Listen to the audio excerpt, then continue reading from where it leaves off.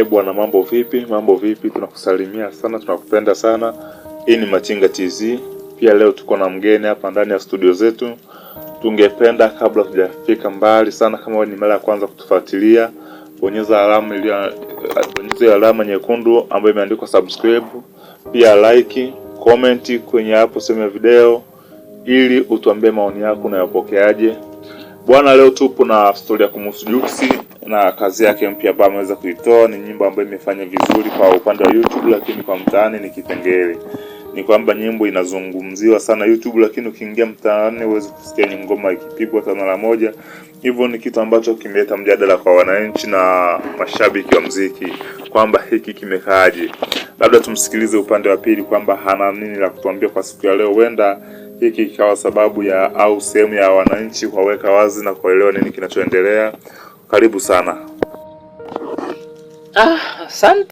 Asante sana. Pia nashukuru sana kwa kwenye studio zenu kwa siku ya leo, kwa sababu ilikuwa ni ndoto yangu kufanya interview kwenye hii radio ya Machinga TZ. Pia nipende kuwashukuru watu wote ambao wanazidi kutusupport na kutuunga mkono, kwa sababu bila wao sisi hatuwezi kufika hapa tulipo. Pia kuhusu swala la Jux bwana, kama inavyojulikana kwamba swala la soko la muziki hapa Tanzania kidogo limekuwa gumu, na ndio maana tukiangalia ule uandishi wake, nyimbo yake kama Nigeria, ndio maana kwa takwimu zilizopo views wengi ni wa Nigeria.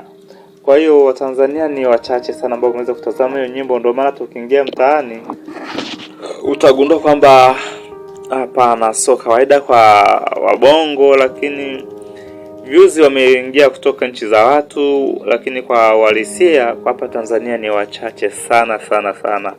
Nahisi kuna namna Jux amecheza na akili.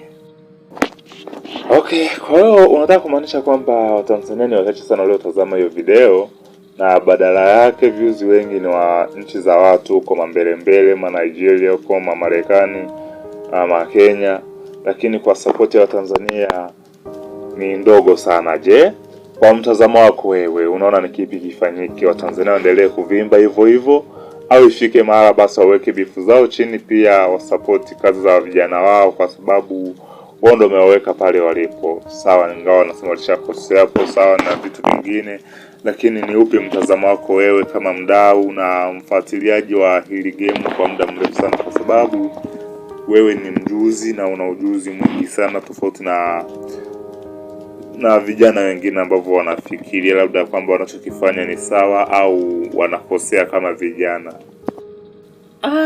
Kwa upande wangu mimi bwana, ninachokiona kwamba nje ya bifu, nje ya vitu vingine vyote, kuna maisha mengine inabidi yaendelee. Kwa hiyo kuendelea kuweka hizi bifu sio kitu kizuri, kwa sababu hawa ni vijana wetu bwana, watakufa njaa. Kwa sababu nimeangalia post nyingi, nimeona sehemu nyingi wasanii wakilia wakisema kwamba hali ni tete.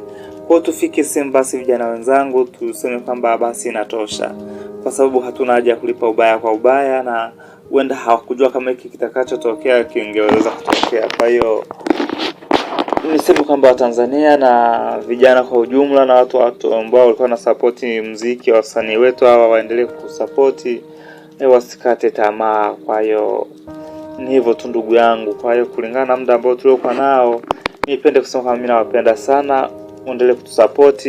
Pia taendelea kuwaletea taarifa mbalimbali zitakazokuwa zikiendelea. Nafurahi sana kwa nanyi kwa siku ya leo. Asanteni sana. Nipende kukushukuru sana, nipende kusema kwamba asante sana na karibu tena. Kipindi nadhani kimeenda poa na watu wameweza kukuelewa vyema kwamba nje ya hivi vitu vinavyotokea kuna maisha mengine yanaendelea. Kwa hiyo kuweka vitu vya ubifu, kusema tuendeleze vitu ambavyo vinaendelea sasa hivi sio vizuri.